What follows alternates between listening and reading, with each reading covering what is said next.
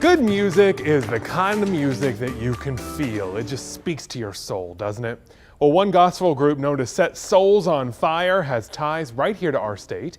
A new documentary entitled Stay Prayed Up follows Lena Perry and the Branchettes' musical journey. They're from Newton Grove in North Carolina. And today, photojournalist Manning Frank spoke with the directors about why this group's story couldn't go unsung. At 80 years old, and he brought me this far, I refuse to give up now. We have a really special treat today. I am with one of the co-directors of Stay Prayed Up, Matt Durning. Matt, how are you doing here today? I'm doing great, Manning. Thanks for having me.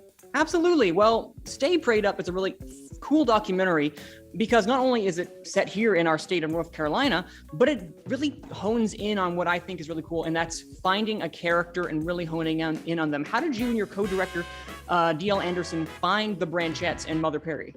We really found the story through our close friend and collaborator on the project, Phil Cook, who, once you've seen the film, you'll know who Phil is. He's another larger-than-life musician. Phil had been playing with Mother Perry for several years, had formed a close friendship, and knew they were getting toward the end of their career, and really wanted to help them record a live album before the band was done, and raise some money through the North Carolina Arts Council, and turned to us, his close friends and filmmaking collaborators, to come on to help him make the project.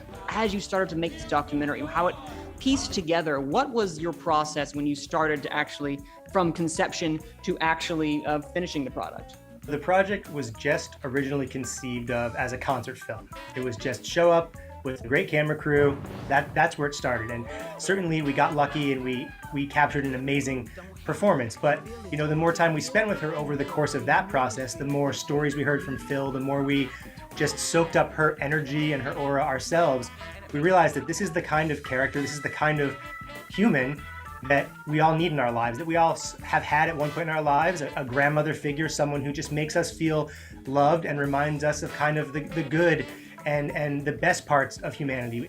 As a co-director, what do you hope that, I guess, people take away from this film? There's so much, Manning, that we hope people take away, but really at the end of the day, it just comes down to treating other people decently and kind of believing in the good. We've have the fortunate experience of touring with the film back in September at the Telluride Film Festival, through New York City, here at home in Durham and Greensboro. But I think it's just helping people open their hearts back up in a way that we've, you know, as a society sort of closed down a bit over the past few years. And we just hope that in that way, the film reminds people to be open with their hearts. So Matt, thank you again so much for your time today, and we look forward to seeing Stay Prayed Up digitally, wherever you can find it. We listen to a lot of gospel in our house, so that definitely is going on the playlist. We're going to dive deeper into the story of the Branchettes when Manning returns with your weekly news to review. Stay tuned. That's coming up at 4:30.